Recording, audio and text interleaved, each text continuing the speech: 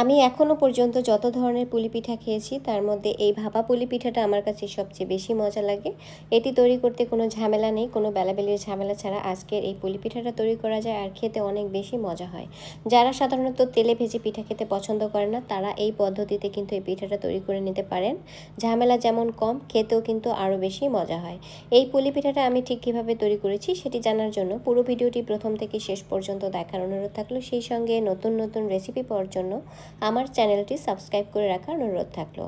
আজকের এই পুলি পিঠা তৈরি করার জন্য প্রথমে আমি একটা নারকেলের পুর রেডি করে নিব। এর জন্য আমি একটু গলানো খেজুর গুড় নিয়েছি 1 কাপ, আর সাথে আরও ব্যবহার করেছি 3 কাপ ফ্রেশ কোরানো নারকেল।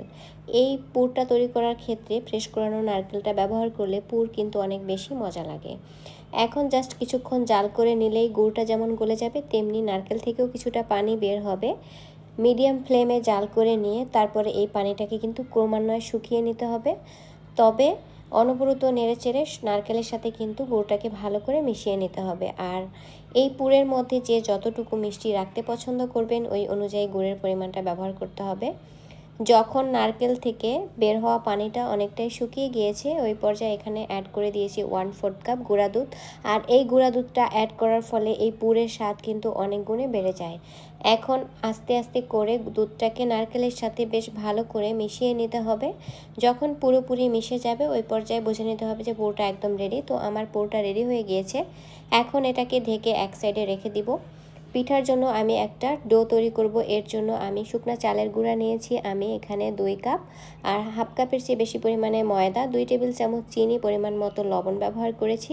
সব কিছু একসাথে ভালো করে মিশিয়ে নিব। আর এই ডো তৈরি করার ক্ষেত্রে অবশ্যই একটু ময়দা ব্যবহার করতে হবে, আর না হলে শুধুমাত্র চালের গুঁড়া দিয়ে ডো তৈরি করলে পিঠাটা কিন্তু ভাজার সময় কিংবা সেদ্ধ করার সময় ফেটে যায়। তাই অবশ্যই একটু ময়দা ব্যবহার করতে হবে, এতে করে আর পিঠাটা ফেটে যাওয়ার কোনো সম্ভাবনা থাকবে না। আমি সবগুলো শুকনো উপকরণ একসাথে ভালো করে মিশিয়ে নিয়েছি। এখন এখানে অ্যাড করে দিব ফুটন্ত গরম পানি। কিছুটা ঠান্ডা হয়ে যাবে আর ধরা যাবে ওই পর্যায়ে হাত দিয়ে গরম অবস্থায় মধ্যে একটা মসৃণ ডো তৈরি করে নিতে হবে।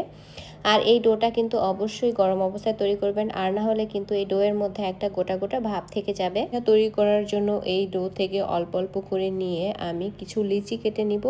এর মধ্যে নিয়ে তারপরে একটু চ্যাপটা করে দিব। আর যে পুরটা আমি আগে থেকে রেডি করে রেখেছিলাম সেই পুর থেকে একটু পরিমাণে পুর এই পিঠার মাঝখানে দিয়ে তারপরে আমি পিঠাটাকে চেপে চেপে সিল করে দিব। আর আমি আজকে এই শেপে পিঠা, আর অনেকগুলো পিঠাই কিন্তু হয়েছে। এখন আমি এই পিঠাগুলোকে জাস্ট ভাপিয়ে নিব। ভাপ দেওয়ার জন্য আমি এরকম একটা পাত্র নিয়েছি। এর ভেতরে আমি আগে থেকেই পানি নিয়েছি আর